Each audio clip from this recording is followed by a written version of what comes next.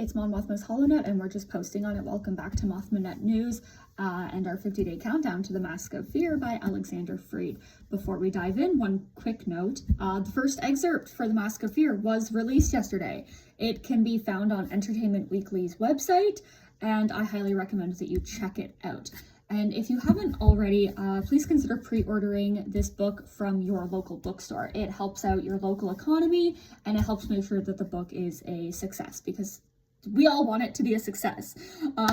Even though I am one of the lucky people who is able to secure an ARC, I also have paid copies that have been pre-ordered. So, you know that it's good when I want like 5 copies of this book. I think that's how many I'm probably gonna end up with. So that should tell you something.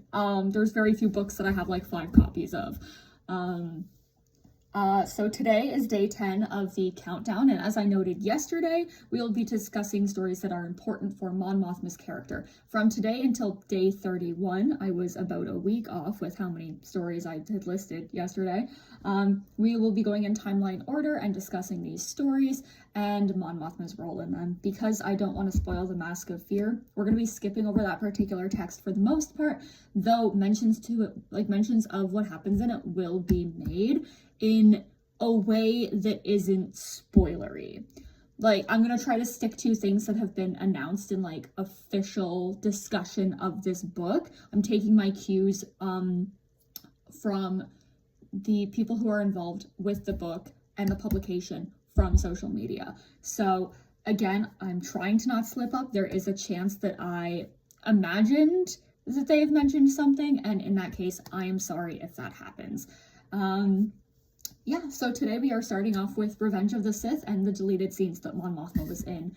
So Mon appears in 2 scenes in Revenge of the Sith that were cut, and both can be found on YouTube. Only one of them can be found on the Disney Plus page for the film in Canada. I don't know if it's different in other regions. I live in Canada. I'm not about to turn on a VPN to look at Disney Plus from different regions and see if you can see it there. Go off of your region, go and see if you can find them. In both scenes, Mon is in meetings, laying the groundwork for what will become eventually the foundation of the Rebel Alliance, and attempting to gain support for the delegation of 2,000 and their petition to attempt to restore the limits of the Chancellor's power and preserve democracy and the Senate within the Republic.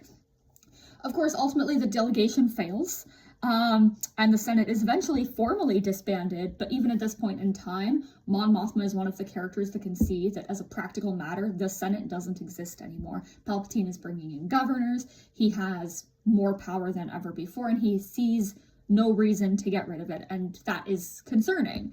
If you have a leader that is doing that, that is concerning, okay? If your leader is just in that seat for power, unlimited power, that is a problem.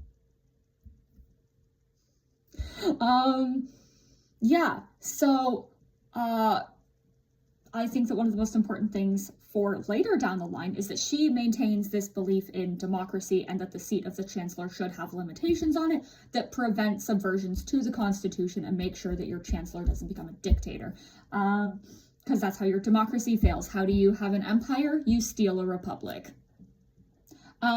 She believes this as a senator who, at this point in time, has very little power, and she also puts these things into action the very first chance that she gets when she becomes Chancellor of the New Republic. Many people, including and especially politicians, might be like, oh, well, I was against it when I wasn't in power, but now that I'm in power, I support having all of this, and Mon is not like that, and I think that she is one of the few politicians who could be considered admirable in most things.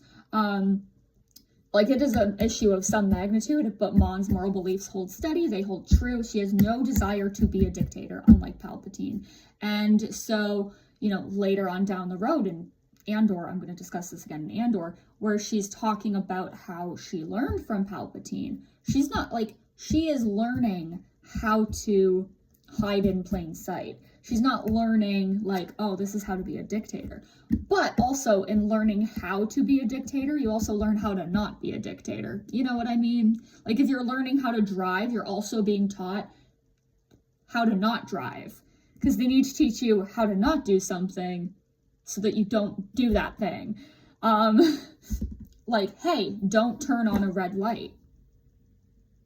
Unless it's one of those like right-hand turns. Some places let you do like a right-hand turn. That's completely not the point here, but you get it. Like, red light means stop. So these deleted scenes are also really important because they are the only on-screen prequels content where we have Mon being the one to do the thing and Padme not really doing too much. I still disagree with the way that Padme was treated in this film. I think that it was a definite downgrade from her being a total freaking badass in the first 2 movies to just being pregnant and crying. Why? But essentially a big issue that I had with the Clone Wars and the Padme novels was that Mon always felt as though she was secondary to Padme and only really existed to be like, yeah, Padme, you're doing a great job, but like hype up her colleague, and in many cases just reiterate what Padme was saying. Like, if Padme was like, democracy good, Mon be like, yeah, democracy good. Yeah, right? And that very much limits the things that her character was able to do. Whereas in these scenes, Mon is much more in a leadership role and position, even when the delegation is going to Padme and asking for her help in bringing the petition to the Chancellor. Like, Mon knows that, you know, Padme knows Palpatine and that she has a slightly better chance than most of them. So of course she's going to, you know, do these things. But at the end of the day, like, she is very much a bigger role in this than Padme is. Like, she's able to do her own thing, which I think is super awesome, super important. And it has been noted that Alexander Freed referred to these deleted scenes while writing The Mask of Fear, and I'm sure that for the 2nd and 3rd books by Rebecca Roanhorse and Fran Wilde, both of them will be doing the same thing. Having read it, I can say that understanding these deleted scenes, how they fit into not just the film, but the context of the entire story, and also their importance is very important to the novel. The delegation of 2000 is brought up on multiple occasions, and the subsequent arrests of many of these delegates is also incredibly important to the novel as well. That's pretty much all that I can say.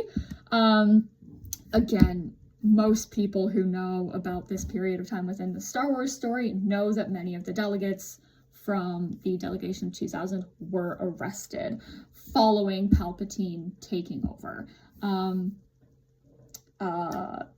You also probably know that Mon Mothma is one of them. Ta-da!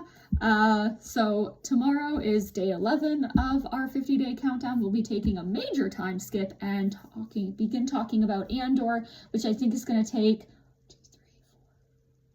7 days. That's going to take about a week. Yeah, so we'll see you then.